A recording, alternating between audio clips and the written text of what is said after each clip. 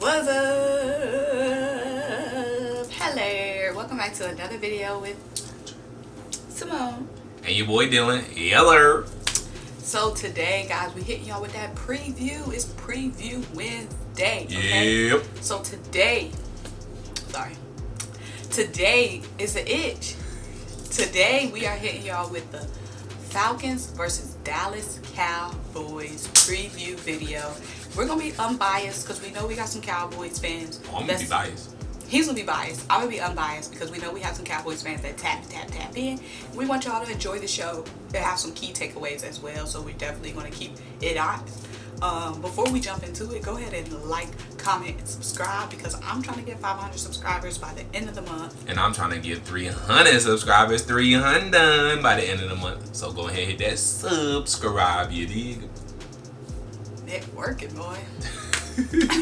So let's go ahead and start. So obviously we have a lot of takeaways from week one, and I'm going to talk about the things that Dallas did wrong in week one, or the things that can be exploited for the Dallas Cowboys. So for my Cowboys fans that's listening, these are things that y'all want to correct. For my Falcons fans, these are things that I want to exploit. So the two biggest things, we all know week one versus the Rams held the Cowboys to 17 points. Do y'all know who is on the Cowboys offense? Do y'all know? I know. They have CeeDee Lamb, they have Amari Cooper, and they have Michael Gallup, and they were held to 17 points. Oh, and let's not forget about Ezekiel Elliott. And Ezekiel Elliott. Well, Ezekiel Elliott definitely got off, but it was to the stopping of the wide receiver trio, which I think is arguably one of the best could be, on paper, the best wide receiver trio in the league. Possibly number two. But they are up there, though. I mean, Amari Cooper is nasty. CeeDee Lamb, he looked pretty good in spots against Sunday night against the Rams. Then, obviously, Michael Gallup is a speedster and can break the game open for sure. So, the biggest thing, what was the problem? What went wrong? Why couldn't Dak get off? The biggest thing was the Rams' defense. We all know Aaron Darnold was, in the interior, wreaking havoc. And Dak Prescott was pressured on 19 dropbacks. He was met with pressure, and that pressure really exposed him. It did. I mean, Dak has always known to be comfortable in the pocket. I mean, with that offensive line that he has, he's never really been pressured too much in the pocket. I mean, obviously he's been sacked before. I mean, every quarterback gets sacked. But a lot of the time he has pressure. He has no pressure in that pocket, and he's able to sit back, go through his progressions, and throw it to whoever he wants. But if you get pressure on Dak, he's not a game changer. He's not a playmaker. He is a game manager. If you get pressure on Dak, he will get out of his rhythm. He will lose sight of what he got going on, and he might throw you a pick or two.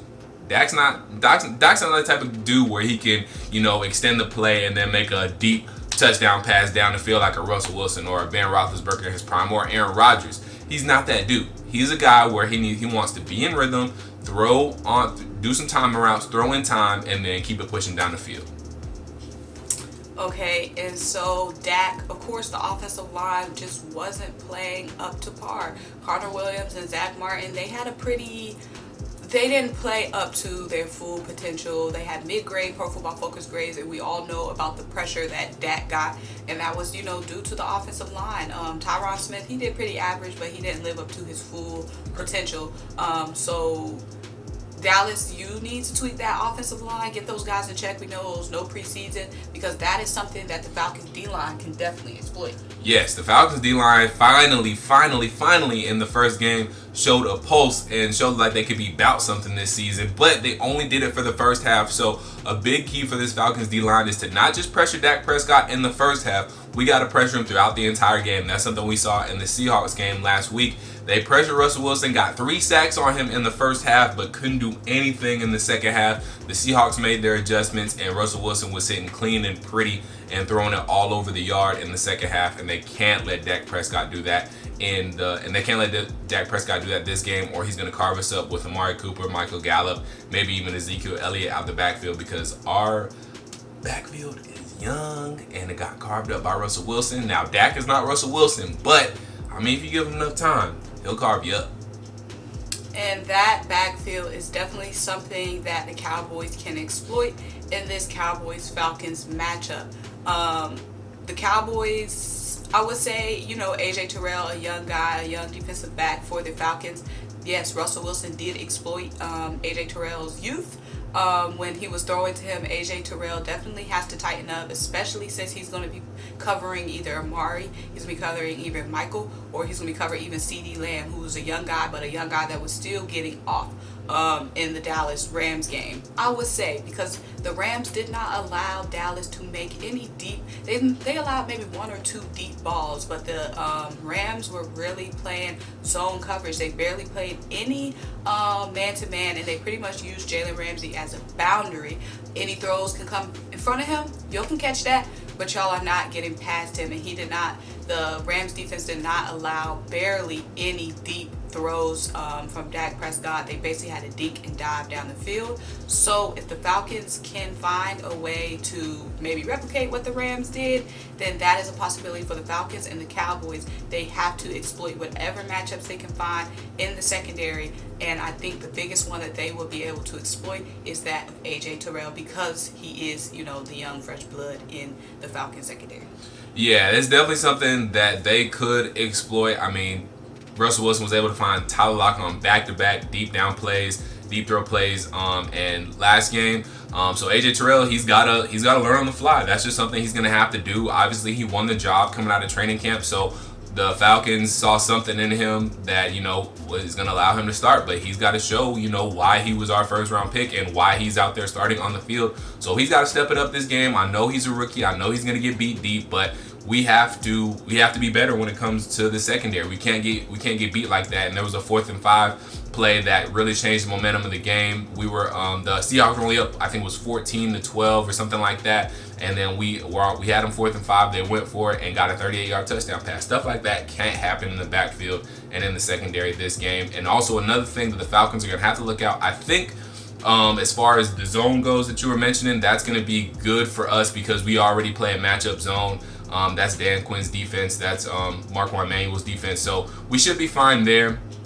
And we should be able to, we've already kind of, make sure they can catch anything in front of the sticks, but not letting them pass the first down. So I think we'll be fine there. But another thing is Chris Carson carved us up last game. He had 2 receiving touchdowns, and I'm pretty sure he ran for over 100 yards. So we can't let that happen with Ezekiel Elliott. Obviously, Ezekiel Elliott is better than Chris Carson, so we have to be able to stop Ezekiel Elliott not only rushing, but catching out of the backfield as well, because that's something we know he's capable of doing.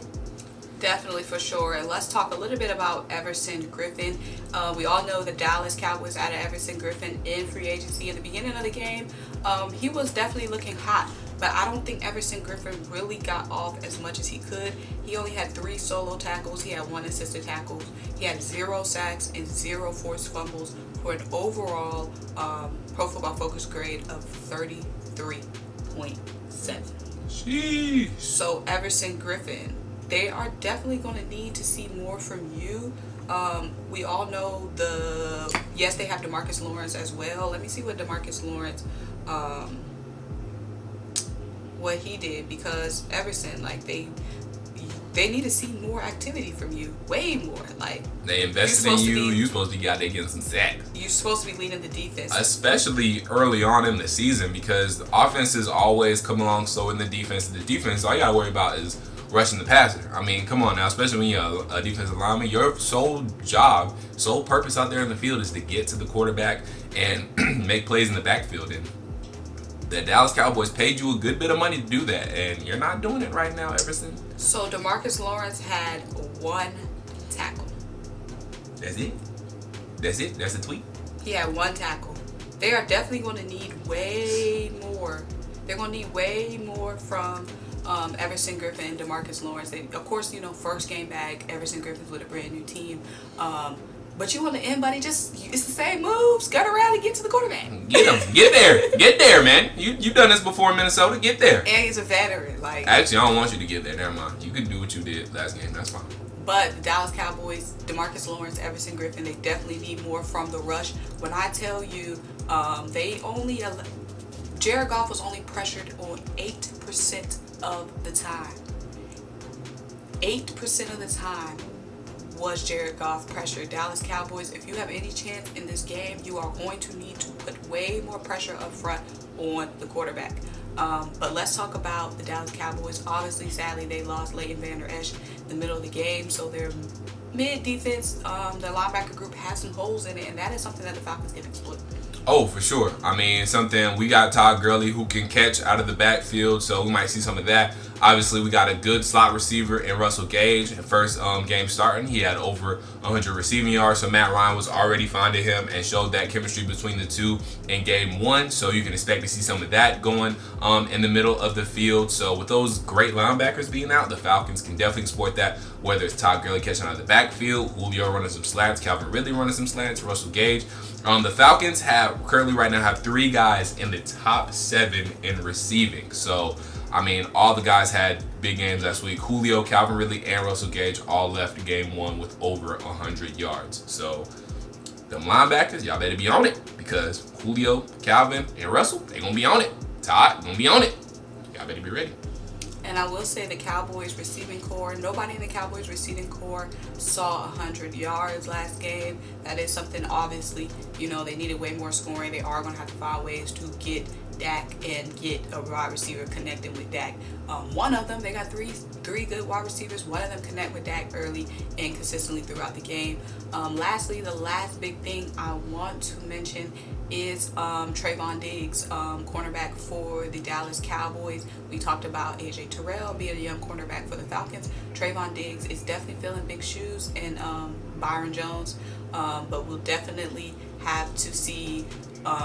We definitely probably will see Matt Ryan. He's got a young, fresh cornerback to exploit now on the other side. Oh yeah, Matt Ryan's gonna pick on you, Trayvon, and whoever you're guarding, he probably gonna pick on you, because Matt Ryan's gonna find his dudes. He's out of that phase of way back when, a couple years, force feeding to Julio. I mean, I just gave it to you. All 3 wide receivers had over 100 yards, so he's gonna find the open guy. That's what Matt Ryan does. So Trayvon Diggs, you leave your man open, Matt Ryan gonna pick on you all day long. Period. Guys, this is going to be a great matchup to watch out for. Sadly, it's 1 o'clock game. I want to see some of these games in prime time, but whatever. This is definitely going to be a matchup to watch out for. 2 teams in the NFC that are fighting for a playoff spot. Both teams are in divisions where it's kind of tough. Well, is the NFC tough anymore? NFC East? It is. It is. Yeah, I mean, you lost to somebody in the NFC East, so obviously it's tough. Shouldn't be, but definitely the Falcons are looking to stay alive in the NFC South, and the Dallas Cowboys are looking, just like everyone else in the NFC East, to be that top dog in arguably one of the worst divisions in professional football. Yikes. But guys, stay tuned. We're going to drop some more matchups. Let us know what other matchup you guys want us to analyze, and we've got you guys. Make sure you subscribe, make sure you like, make sure you tune into the game, and make sure you tune into our post game at 4:15 p.m. Well, I don't know, because you're going to be at work. Oh yeah, I'm gonna be at work. We'll see. She might drop a video. I won't drop one until maybe like Monday-ish. We'll see what's popping. But we'll give y'all something. But just make sure y'all subscribe. That's it. Bye.